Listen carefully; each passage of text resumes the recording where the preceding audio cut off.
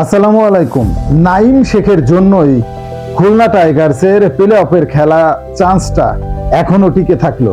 কি অসাধারণ সাবলীল দুর্দান্ত ভাবে ব্যাটিংটা করলো। রংপুরের বোলাররা তাকে আউটই করতে পারলো না। শেষ পর্যন্ত 111 রানের এক ঝকঝকে টর্নেডো ইনিংস খেলে অপরাজিত থাকলো নাইম শেখ।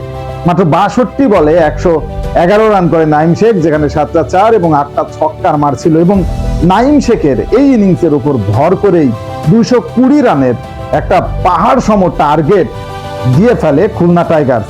বাঁচা মরার ম্যাচটাতে আজকে খুলনার জয়ের কোনো বিকল্প ছিল না, কারণ প্লে অফের আশা টিকিয়ে রাখতে গেলে খুলনার আজকের ম্যাচটা অবশ্যই জিততে হতো।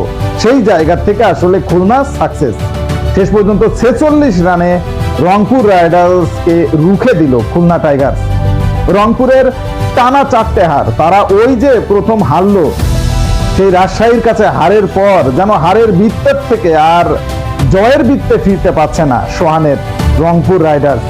কি হয়ে গেল, কি থেকে কি হয়ে গেল? টানা ম্যাচ জিতেই চলেছে। টানা 8 ম্যাচ জেতার পর টানা 4 ম্যাচ হারলো সোহানের রংপুর রাইডার্স।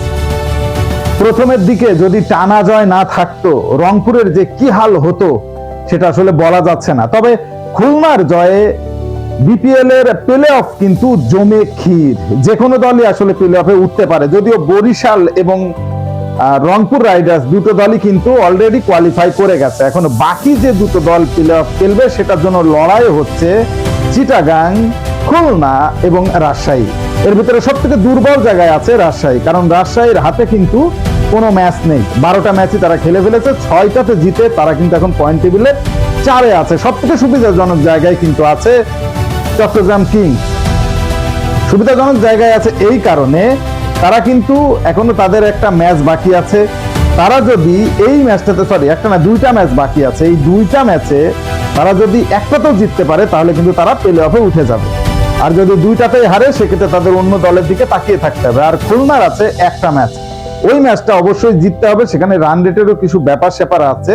তো সেই জায়গা থেকে ওভারঅল বলাই যায় যে প্রথম যে 4টে দল যাবে, ফরচুন, বরিশাল, রংপুর তো চলেই গেছে, এর পাশাপাশি চট্টগ্রাম এবং খুলনা দুজনেরই কিন্তু সুন্দর চান্স আছে। প্রথমে ব্যাট করতে নামে আজকে মিরাজের খুলনা টাইগার্স টসে জয়লাভ করে তারা আসলে ব্যাটিংটা বেছে নেয়। মিরাজ এবং নাইমের ওপেনিং জুটিটা ভালো এগেছিল, কিন্তু মিরাজ 12 বলে 21 করার পর আর বেশি দূর আগাতে পারেনি।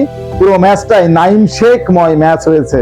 62 বলে 111 রান করে নট আউট নাইম। তাকে সঙ্গ দিয়েছে বশিষ্ঠ, সে কিন্তু ওভারঅল ভালোই খেলছে পুরো সিরিজটা। 21 বলে সেও করেছে 36 রান এবং শেষের দিকে অঙ্কন 15 বলে 29 রানের এক টর্নেডো ইনিংস খেলে। এই ইনিংস গুলো এক জায়গায় করে 220 রান করতে পারে খুলনা।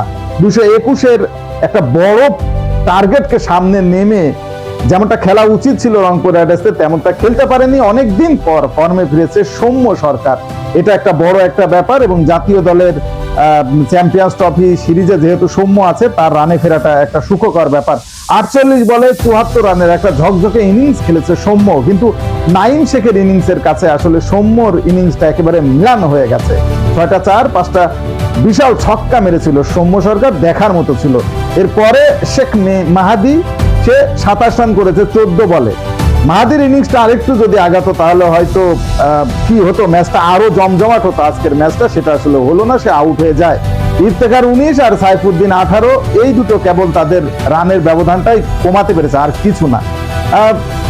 মুশফিক দুর্দান্ত বল করেছে 4 ওভারে 24 রান দিয়ে, সে কিন্তু 3টে উইকেট দখল করেছে এবং পাকিস্তানের রিক্রুট নওয়াজ 1 ওভারে 8 রান দিয়ে সে নিয়েছে 2 উইকেট। সব মিলিয়ে আসলে রংপুর রাইডার্সের জন্য একটা বাজে দিন গেল। তারা আসলে প্লে অফ ম্যাচ খেলার আগে তাদের আসলে জয়ের ধারায় ফেরাটা উচিত ছিল, সেটা তারা করতে পারলো না। এই জায়গাটা আসলে একটা দুশ্চিন্তার জায়গায় হয়ে থাকলো। অপরদিকে খুলনা টাইগার্স তারা কিন্তু আরো উদ্দীপ্ত হলো। নেক্সট যে ম্যাচটা তাদের আছে সেই ম্যাচটাতে তারা যদি রান রেটটা ঠিক রেখে জিততে পারে প্লে অফে ওঠা কিন্তু তাদের জন্য আশ্চর্যজনক কিছু হবে না। স্পোর্টসের সর্বশেষ আপডেট জানতে স্পোর্টস চ্যানেলটি এক্ষুনি সাবস্ক্রাইব করে বেল আইকন বাজিয়ে দিন। ধন্যবাদ।